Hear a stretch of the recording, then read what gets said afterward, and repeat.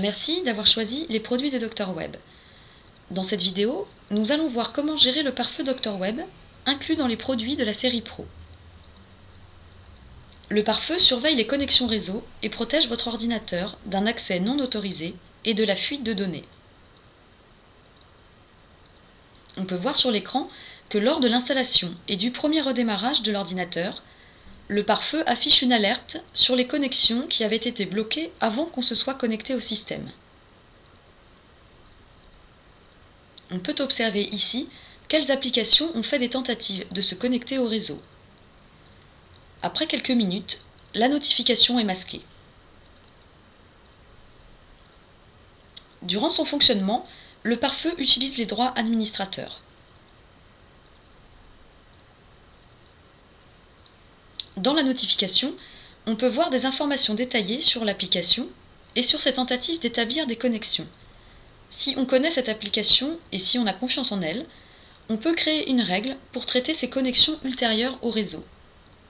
Pour faire cela, il faut cliquer sur le bouton « Créer une nouvelle règle ». Le pare-feu prévoit 4 variantes de règles prédéfinies. Généralement, ces variantes suffisent pour un travail quotidien.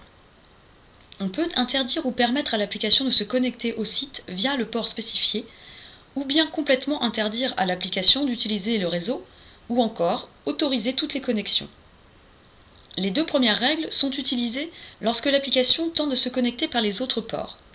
Ainsi, même en autorisant les connexions de confiance pour le moment, on pourra observer les autres connexions, peut-être suspectes, de l'application.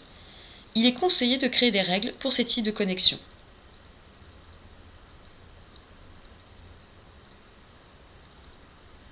Si on a besoin de vérifier l'information sur la connexion, on peut l'observer en haut de l'écran. Ici, on autorise la connexion sur ce port. On peut également traiter toutes les connexions bloquées par le pare-feu.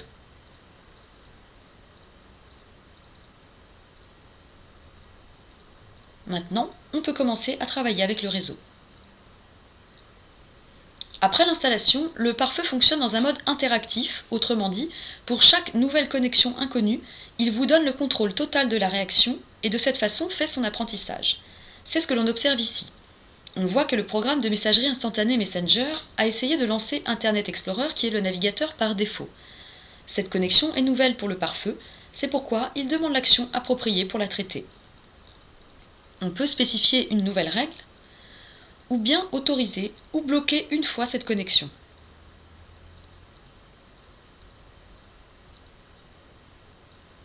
En haut de la fenêtre, on peut voir l'adresse et le port de la connexion qu'Internet Explorer tente d'établir. Si on autorise une fois la connexion, le pare-feu ne crée pas de règles et ne permet que cette seule connexion au navigateur.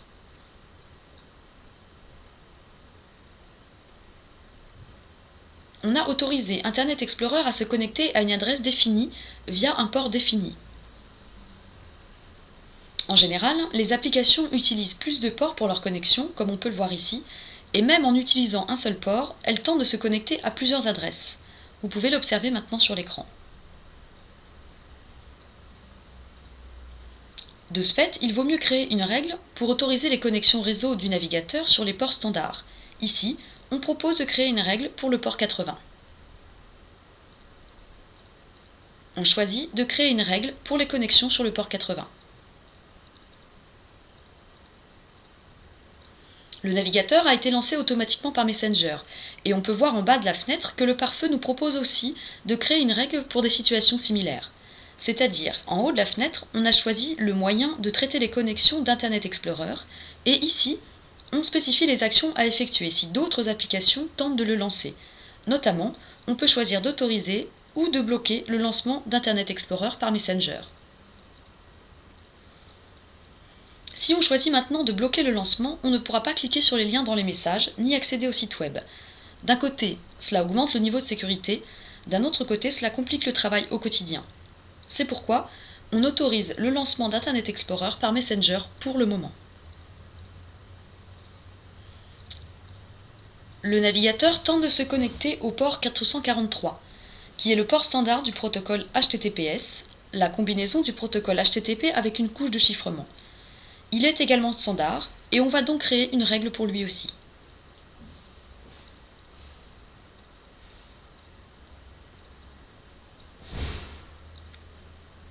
Maintenant, on ouvre un site web.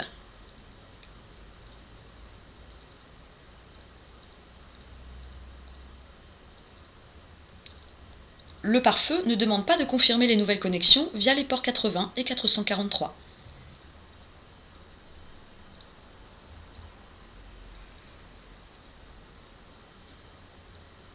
On a créé des règles que pour Internet Explorer, mais d'autres navigateurs peuvent également être utilisés. C'est pourquoi on va également configurer Firefox. On crée une règle.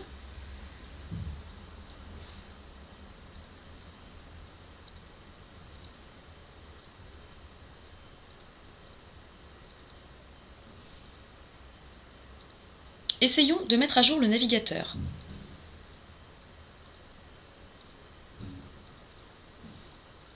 On va également créer une règle pour le port 443.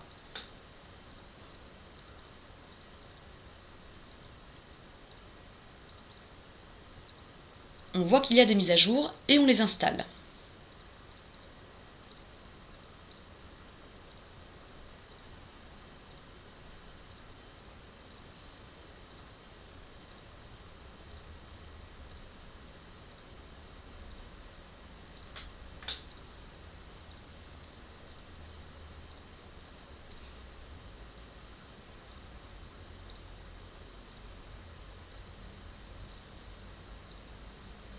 Le fichier du navigateur sur le disque change avec les mises à jour.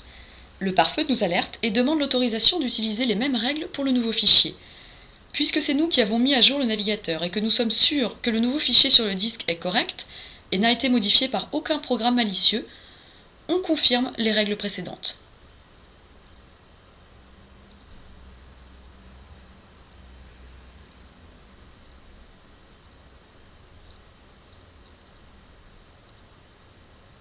On voit que l'utilitaire de mise à jour tente de lancer Firefox. Ce processus étant lié à la mise à jour, c'est pourquoi on crée une règle. Maintenant, on essaie d'accéder à n'importe quel site et de vérifier si toutes les règles sont appliquées. Comme vous pouvez le voir, Firefox fonctionne correctement.